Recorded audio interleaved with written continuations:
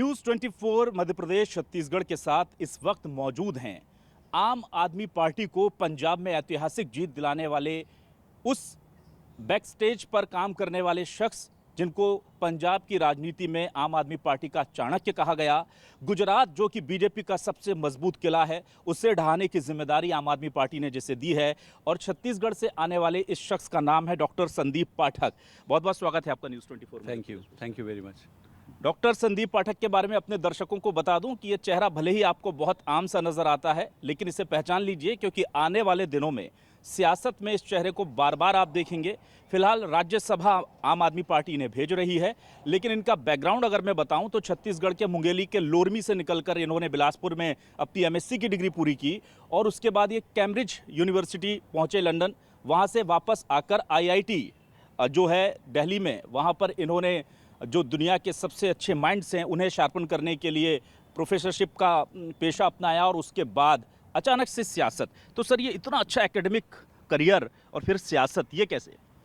सबसे पहले तो थैंक यू, मुझे बात करने का आपने मौका और टाइम निकाला। तो बेसिकली शुरू से ही मुझे ये इंटरेस्ट था कि मैं देश के लिए कुछ करूं। तो पहले तो साइंटिफिक करियर किए, साइंस में भी काफ़ी अच्छा एक्सपीरियंस रहा है, काफ़ी अच्छे आर्टिकल्स और पब्लिकेशंस आए हैं। जो एडवांस्ड फोटोवोल्टिक टेक्नोलॉजी पे है उस पर मैंने कार्य किया और बहुत से जो बड़े बड़े साइंटिस्ट हैं पूरी दुनिया में, उनके साथ मैंने काम किया। तो साइंटिफिक करियर भी अच्छा था, बट मेरे दिमाग पे ये था कि मुझे डायरेक्ट कंट्रीब्यूट करना है और पॉलिसी मेकिंग में आना है किसी भी तरीके से। ये मेरे दिमाग में बहुत पहले से था, पर मुझे ये नहीं पता था कि कब करना है, कैसे करना है। बट जब मैंने अरविंद केजरीवाल जी को देखा तो मुझे लगा कि ये सही हो सकता है और इनके साथ काम किया जा सकता है, काफ़ी अच्छा रहेगा। तो उस सोच के साथ फिर मैंने अपनी फिर प्लानिंग शुरू की कि मुझे राजनीति में एंट्री करनी है। राजनीति में एंट्री करनी है तो ऑब्वियसली जब आप स्टार्ट करोगे तो बैक एंड और पॉलिसी और छोटी छोटी बहुत सारी चीज़ों से आप करते हैं। फिर पार्टी मौका देते गई और बस आपके सामने। तो जाहिर सी बात है कि 2 साल आपने, ये बताया जाता है कि चुपचाप पर्दे के पीछे पंजाब में काम किया और उसका रिजल्ट जो आया उसने सबको चौंका दिया, सभी को चौंका दिया। इतनी बड़ी जीत एक्सपेक्टेड थी? एक्सपेक्टेड थी, जीत तो एक्सपेक्टेड थी। इट वाज वेरी क्लियर, बहुत स्पष्ट था कि जनता खूब नाराज़ थी दोनों पार्टियों से और जनता केजरीवाल जी के दिल्ली में किए गए सारे कामों को लेकर बहुत खुश थी। तो रिजल्ट तो एक्सपेक्टेड ही था। अच्छा, गुजरात में आपको भेजा गया है। कुछ लोग कह रहे हैं ये ओवर कॉन्फिडेंस है आम आदमी पार्टी का। हालांकि देखिए, आप अंडरडॉग साबित हुए हैं पंजाब में और बहुत अच्छा आपका मोमेंटम इस वक्त गेन आपने किया हुआ है, लेकिन गुजरात, मतलब ये लगता है बहुत बड़ा टास्क नहीं ले लिया? ऐसा लगता है जब आप बाहर से कुछ चीज़ देखोगे, जब आप अंदर जाके वहाँ देखोगे तो सारी समस्याएं वही है। स्कूल के प्रॉब्लम है, सरकारी स्कूल की हालत बहुत ख़राब है। हेल्थ सिस्टम आप जाके किसी भी district hospital, primary health centre को आप जाकर देखो, हालत उतनी ख़राब है। महंगाई बढ़ी हुई है। मिनिमम वेजेस वहाँ फैक्ट्री में काम करने वाले लोगों को 200-200 रुपये तक मिलते हैं। बताओ 6,000-8,000 में घर कैसे चलेगा? तो महंगाई की जो मार है, बेरोज़गारी है, स्कूल है, एजुकेशन है, हेल्थ है, सारे त्रस्त है वहाँ। और हमें बाहर से ऐसे लगता है कि वहाँ पर बहुत कुछ होगा ऐसे, बट जब अंदर जाओगे तो जनता बदलाव चाह रही है। तो जनता बदलाव चाह रही है तो हम वहाँ जाते हैं और करते हैं जहाँ पे जनता चाहती है। जैसे जनता चाहती है वैसे ही करते जाते हैं। लेकिन संदीप, एक बहुत बड़ा दावा आप लोगों ने कर दिया है कि 58 सीट जो हैं, अगर आज इलेक्शन होता है गुजरात में तो आप 58 सीटें लेकर के आ सकते हैं। ये इसको लेकर के क्या, इसके पीछे का मैथ से बताएं। हाँ, ये बड़ा साइंटिफिक कैलकुलेशन है। और सारा कुछ जो हम करते हैं वो, हमारी पार्टी एक साइंटिफिक पार्टी है, नए ज़माने की पार्टी है। सारे यंग लोग हैं और साइंस के बेसिस पे ही राजनीति करते हैं। बेसिकली आईबी की एक इंटेलिजेंस में बहुत बड़े ऑफिसर हैं, वो उन्होंने हमारी पार्टी के एक वरिष्ठ नेता को बताया है कि इनके पास जो गुजरात सरकार की जो इंटेलिजेंस की रिपोर्ट है उसमें 55 सीट्स दे रहे हैं। 55 सीट्स ऐसे हैं जहाँ पर आम आदमी पार्टी जीतने की स्थिति में आज के डेट पे है। हमारे जो इंटरनल सर्वे होते हैं उसमें कुछ एक्स्ट्रा सीट्स और भी है जहां हम होपफुल हैं। तो अराउंड 55 to 58 ऐसी सीटें हैं जहां पर आज की तारीख पे भारतीय जनता पार्टी को आम आदमी पार्टी हराने में सक्षम है। तो यही बेसिस है और सारे जो डेटा है वो साइंटिफिक है, इन अ सेंस कि पब्लिक से बात करते हैं डिटेल में, पब्लिक से डिटेल में बात करके सर्वे किया जाता है। उसके रैंडमाइजेशन के बहुत कॉम्प्लिकेटेड प्रोसेस है। उसमें क्वालिटेटिव सर्वे होता है, क्वांटिटेटिव सर्वे होता है। सारे सर्वे को मिलाकर फिर उस पे निष्कर्ष निकाला जाता है। अच्छा, आप फिजिक्स में क्वांटम्स पढ़ रहे थे, जैसे आपने बताया कि फोटोवोल्टिक और तमाम चीज़ें पढ़ रहे थे। ये सियासत के जो आंकड़े हैं, डेटा है, ये जुटाने का शौक़ कहाँ से आया? बताया जाता है आप पीके के साथ भी जुड़े रहे और आपका शौक़ रहा, दिल लगा और उसके बाद आपने ये सब किया। अब चूंकि मैं आईआईटी में प्रोफेसर था, इसलिए लोग बड़ी आसानी से उधर रिलेट करते हैं। बट मेरा मानना ये है कि राजनीति में आने के लिए डेटा एनालिटिक्स और ये सब बड़ी सेकेंडरी चीज़ें हैं। प्राइमरी चीज़ जो थी, जो मेन मकसद था, मुझे जनता का सेवा करना था। मैं एक गांव से आया हूँ, छोटे से गांव छत्तीसगढ़ से, और मैंने देखा है स्ट्रगल। 5वीं तक की क्लास मैंने अपने गांव में ही पढ़ाई की है। वहाँ पे पूरे स्कूल कमरे भी नहीं होते थे। आधे टाइम हम पीपल का पेड़ है वहाँ पे, उसके नीचे बैठ के पढ़ते थे। तो वो तो पहले पता नहीं था कि दुनिया में क्या क्या हो सकता है, तो उसी में खुश थे। जब पूरी दुनिया को देखा तो फिर ऐसे लगता है कि बहुत कुछ अच्छा किया जा सकता है। तो मेरे दिल में एक दर्द था कि मुझे देश के लिए करना है, अपने लोगों के लिए करना है, समाज के लिए करना है। वो इम्पॉर्टेंट है। राजनीति में आने के लिए ये डेटा एनालिटिक्स ये मैं नहीं करूँगा तो कोई और कर देगा, उसमें वो कोई बड़ी बात नहीं है। दूसरी बात आपने कहा कि मैंने प्रशांत किशोर के साथ काम किया है, तो मैं जस्ट क्लैरिफाई करना चाहता हूँ, कोई ऐसे एसोसिएशन प्रशांत किशोर जी से नहीं था। पिछली बार जब वो दिल्ली में आम आदमी पार्टी के साथ काम कर रहे थे, तो उस दौरान हमारा थोड़ा सा ब्रीफ एसोसिएशन हुआ था, और कोई बहुत ऐसे इंटरेक्शन या उनके साथ काम किया है ऐसी बात नहीं है। मैंने जो कुछ भी सीखा है वो मैंने मेरे गुरु, मेरे मेंटर श्री अरविंद केजरीवाल जी से भी सीखा है। सिर्फ अगर डेटा एनालिटिक्स का हो तो वो उसमें मास्टर हैं, मैंने उनसे सीखा है। राजनीति की थोड़ी बहुत जो समझ है अगर आपका हो तो मैंने उनसे सीखा है। जनता के नफ्स को आज की तारीख पे केजरीवाल जी से ज़्यादा अच्छी तरीके से कोई नहीं पकड़ सकता है। केजरीवाल जी की पॉलिटिक्स का आधार, ये कहा जाता है कि ये जो केजरीवाल जी की पॉलिटिक्स का आधार है ये फ्रीबीज है, और खुद आपने देखा कि कहा गया हमारे पीएम की तरफ से कि इस तरह की चीज़ें अगर आगे बढ़ती हैं तो श्रीलंका जैसे हश्र की तरफ हमें लेकर जाती हैं। इसको लेकर क्या कहेंगे आप? नहीं, बिल्कुल सही है। अगर आप फ्री बीज देते हैं और देश को आप कर्जे में डुबाते हैं और उधारी लेकर, करप्शन करके, कर्जे लेकर अगर देश चलाते हैं और फ्री बीज देते हैं, तब आपका गड़बड़ सिस्टम है। बट अगर आप करप्शन को रोक कर, सारे नेताओं जो करप्शन करते हैं उसको रोक कर पैसा बचाते हैं, और जो बचा हुआ पैसा है उसको अगर जनता को आप देते हो, और इतना कुछ फ्री देने के बावजूद अगर आपकी जो इकोनॉमी है, आपका जो राजकोष है, वो बेनिफिट में जाता है, फ़ायदे में जाता है। आप सीएजी की रिपोर्ट आप देखे होंगे, दिल्ली एकमात्र ऐसा राज्य है जो फ़ायदे में चल रहा है। तो ये तो बहुत अच्छा है कि ऐसे फ्रीज देने चाहिए जिससे कि जनता को भी फ़ायदा हो और देश को भी, सरकार को भी फ़ायदा हो। और श्रीलंका की हच इसलिए क्योंकि महंगाई वहाँ बहुत है। यहाँ पे अरविंद केजरीवाल जी ने, अगर आप कैलकुलेट करोगे कि पानी में कितना फ़ायदा हुआ, बिजली में कितना हुआ, बस में कितना हुआ, तो बहुत सारे पैसे वो जनता की जेब में डाल रहे हैं। तो उस स्थिति में जनता को तो बहुत राहत है। अच्छा, गुजरात को कैसे देखते हैं आप? दिल्ली और गुजरात के आपने कहा कि लगभग मुद्दे वही हैं, लेकिन वहाँ के पॉलिटिकल सिनारियो, वहाँ का माइंड सेटअप लोगों का आपने देखा है, और ख़ास तौर से गुजरात दंगों के बाद जिस तरह से वोटर्स की मेंटलिटी वहाँ बनी है, आपको लगता है कि उस सेटअप जो है उसको तोड़ करके आप उन्हें डेवलपमेंटल पॉलिटिक्स की तरफ खींच पाएंगे? देखो, जनता हमेशा से ही डेवलपमेंट चाहती है, और जनता को हमेशा से ही अच्छी स्वास्थ्य सुविधाएं, सारी चीज़ें चाहिए। पर जनता की समस्या ये है कि ऑप्शन ही नहीं था, उनके पास ऑप्शन ही नहीं है। गुजरात का एग्जांपल देता हूँ, कांग्रेस पार्टी वहाँ चुनाव ही नहीं लड़ती है। कांग्रेस पार्टी पूरी तरीके से सरेंडर कर देती है बीजेपी के लिए। बड़ा इंटरेस्टिंग है। तो मैं आपको बताऊं, पिछले कुछ सालों से हम ये कहते हैं कि भाई कांग्रेस हार गई, कांग्रेस हार गई। कांग्रेस हारती नहीं है, कांग्रेस तो लड़ती ही नहीं है। और बीजेपी जीतती है क्योंकि वो अकेले लड़ती है, नंबर 1। नंबर 2, जनता गुजरात की बहुत प्रोग्रेसिव है। वहाँ के लोग पूरी दुनिया को देखे हुए हैं। स्वाभाविक है कि उनके जहन में, उनके दिमाग में भी होगा कि हेल्थ सिस्टम ऐसा हो, ये ऐसा हो, ये ऐसा हो। तो उनके पास ऑल्टरनेट की कमी थी।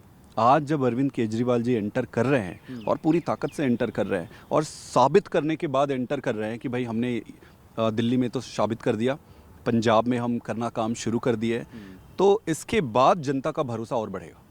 अच्छा, प्रभारी आपको बनाया गया है, आपको लगता नहीं कभी कि यार वहाँ का मतलब पीएम मोदी, अमित शाह, तमाम बीजेपी का संगठन, इतना बड़ा चैलेंज है। आपको लगता नहीं कि मेरा करियर अभी जो टेक ऑफ जस्ट कर रहा है, अगर वहाँ के रिजल्ट्स ऊपर नीचे होते हैं तो कुछ थोड़ा दिक्कत हो जाएगी? देखो, हम करियर बनाने थोड़ी आए। हाँ।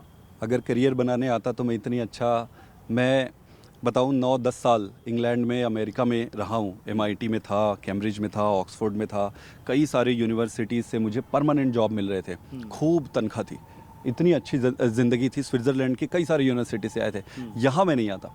तो करियर बनाने नहीं आए हैं, मतलब हम तो सिर पे कफन बांध के निकले हैं, देश की सेवा करनी है। अब उसमें ज़िंदा बचे या जो भी हो, हमें अपना काम करना ये है। कमिटमेंट अरविंद केजरीवाल से मिलके आया या बचपन से आपके अंदर था? आपको बस एक, वो कहते हैं ना कि एक मेंटर मिल गया, ये इतना? क्योंकि मैं देखता हूँ कि लोग पागल हैं विदेश जाने के लिए, एक यूनिवर्सिटी में एडमिशन पाने के लिए।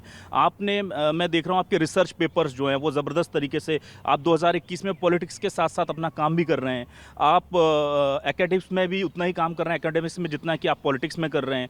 तो ये आपका जो ये टर्नओवर है, ये क्या, इसका रीज़न, इसके पीछे फिलॉसफी क्या है आपकी?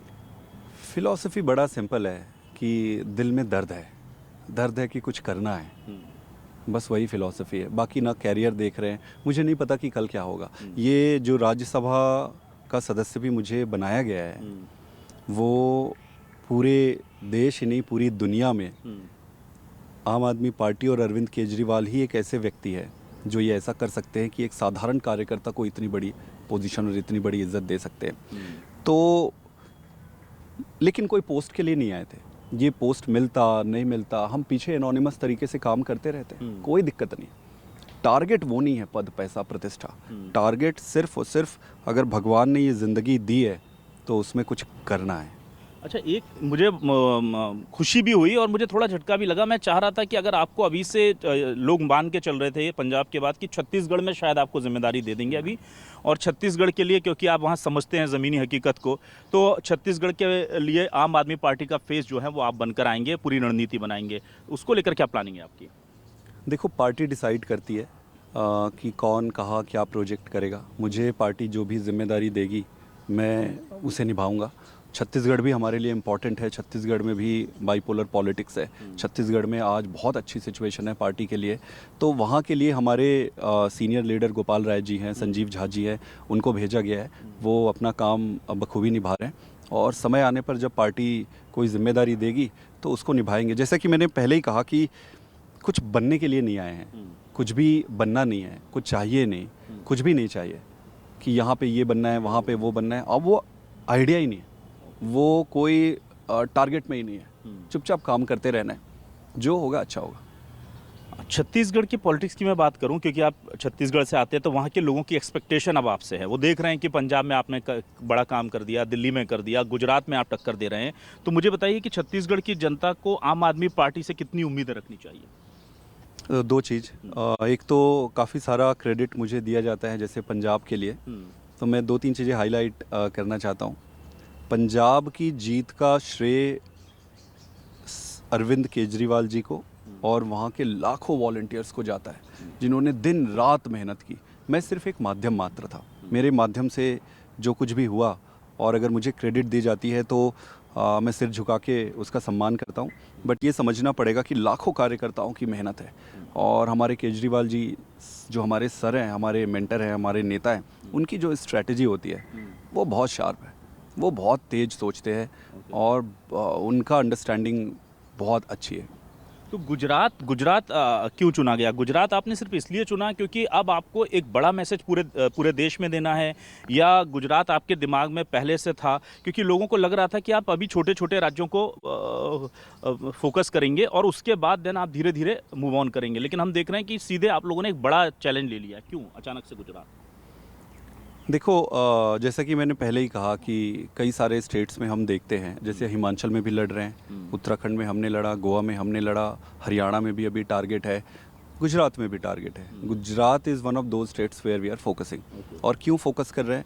क्योंकि वहाँ पे जैसे मैंने पहले ही कहा कि कांग्रेस अब एग्जिस्ट नहीं करती है, और भारतीय जनता पार्टी को 27 साल हो गए। 27 साल में ना पब्लिक उनके जनता है, ना नेताओं का चेहरा देखना उनको बहुत मज़ा आ रहा है, ना वहाँ ऐसी कोई पॉलिसीज़ है, ना कुछ ग्राउंड पे कुछ काम हुआ है। तो 27 साल में जनता त्रस्त हो चुकी है और उनको ऑल्टरनेट देने के लिए कुछ है नहीं। तो ये सारा साइंस के बेसिस पे है। और देखो बड़ा सिंपल है, जनता जहाँ जहाँ आम आदमी पार्टी को बुलाएगी, आम आदमी पार्टी वहाँ जाके काम करेगी। तो ऐसे हालात तो एमपी में भी हैं, वहाँ पर बीजेपी को बहुत लंबा वक्त हो गया है। क्या हम आम आदमी पार्टी की नई स्ट्रेटजी मध्य प्रदेश में भी देखेंगे? निश्चित रूप से मध्य प्रदेश में भी आने वाले समय पे जाएंगे। और चूंकि हम छोटी पार्टी हैं, हमारे पास लिमिटेड रिसोर्सेज है, लिमिटेड लोग हैं, और अपने रिसोर्सेज और अपने सारी क्षमताओं को देखते हुए एक एक करके जहाँ पे भी है प्रायोरिटी बेसिस पे जा रहे हैं। बाकी देश में भी जाएंगे।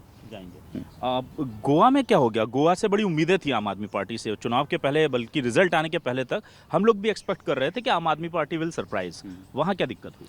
हाँ, मैं मानता हूँ कि गोवा में उम्मीदें थी और रिज़ल्ट एज़ पर एक्सपेक्टेशन नहीं आया। तो अब उसको हम 2 सीटें आई हैं, और वहाँ का छोटे जगह पे जहाँ पे होता है ना पॉलिटिक्स, और बहुत कॉम्प्लिकेटेड होती है और डिफरेंट लेवल की पॉलिटिक्स होती है। तो हमने जितना सीखा उस सीख के हिसाब से हमें 2 सीटें मिली है। हम उस 2 सीट से आज की डेट पे खुश है। जनता ने हमें उतना ही आशीर्वाद दिया है। हम फिर अगली बार जाएंगे और अगली बार अपनी स्ट्रैटेजी भी चेंज करेंगे और जनता से फिर रिन्यूड उनसे आशीर्वाद मांगेंगे कि भाई पिछली बार क्या कमी रह गई थी। हम अपने आप को भी सुधारेंगे और जनता को अपनी जो एजेंडा है उसको और अच्छे से समझाएंगे। So will go back to them, और आई एम होपफुल कि आने वाले फ्यूचर में चीज़ें ज़्यादा अच्छी होगी। छत्तीसगढ़ में कुछ बदलाव तो देखा होगा आपने, आप जाते होंगे, तो जो आपका समय था अब है, और पूरे देश में जो डेवलपमेंट हुआ है कैसा देखते हैं? क्या उसकी उस रेस में साथ दे पाया छत्तीसगढ़ विकास का या नहीं, या पीछे छूट गया? देखो, मैं अगर मैं नॉन पॉलिटिक्स ना भी करूं, सीधे सीधे जनता के हिसाब से बात करूं, तो मैं जिस गांव से आता हूं उस गांव की स्कूल जब मैं पढ़ता था 6वीं क्लास में जैसी थी, आज भी वैसे ही। बस हुआ ये है कि 2 कमरे के नए कमरे बन गए, 2 कमरे का एक छत डल गया है। उसके अलावा वहाँ के एजुकेशन का स्टैंडर्ड बिल्कुल वैसे ही है। जब मैं छोटा था तो जिस समय हेल्थ के लिए लोग वहाँ के छोटे छोटे कस्बा में जाते थे, और जो मतलब छोटे से बेसिक इलाज के लिए लोगों को अपने घर बार के सामान बेचने पड़ जाते थे, छोटे अपने जानवर, उनके बकरी गाय को भी गिरवी रख देना पड़ता है इलाज करने के लिए। एक बार अगर वो प्राइवेट हॉस्पिटल में घुस जाते हैं गांव के लोग, तो उनका पता नहीं क्या क्या बिक जाता है, और उसके बाद उनके इलाज सही हो भी रहा है कि उसकी भी कोई गारंटी नहीं है। तो हेल्थ सिस्टम का हालत बहुत ख़राब है। प्राइमरी हेल्थ सिस्टम एग्जिस्ट नहीं होता है, डिस्ट्रिक्ट में कोई हॉस्पिटल। ये दोनों चीज़ें हो गई।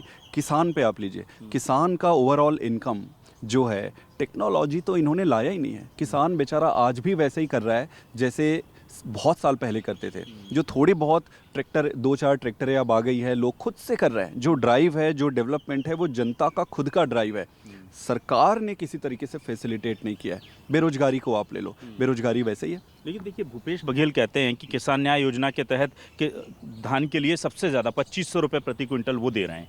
वो बेरोजगारी दर के अभी केंद्र के आंकड़े हैं, देश में सबसे कम बेरोजगारी दर अगर कहीं है तो वो छत्तीसगढ़ में है। स्वच्छता में 3 साल से लगातार नंबर 1 छत्तीसगढ़ है। ऐसे कई पैमाने हैं जिस पर खुद केंद्र, जो कि बीजेपी की सरकार है, वो अप्रिशिएट कर रही है भूपेश बघेल के काम को। देखो, मैं उन सब चीज़ों में ज़्यादा नहीं जाना चाहूँगा। मैं आपसे रिक्वेस्ट करूँगा कि एक बार आप छत्तीसगढ़ के गांव-गांव में जाके विज़िट करिए।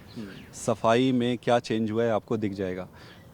उसके अलावा जो बोनस वाला सिस्टम है, जो इन्होंने पूरे बोनस प्रॉमिस किए थे, वो पूरा बोनस भी नहीं मिला है, और इसी बोनस के दम पर ही इनकी सरकार आई थी। पिछली सरकार को इन्होंने डिसलॉज ये बोनस के दम पे ही किया, और वो भी टाइम पे नहीं दे पाए, और वो भी पूरी तरह नहीं दे पा रहे हैं।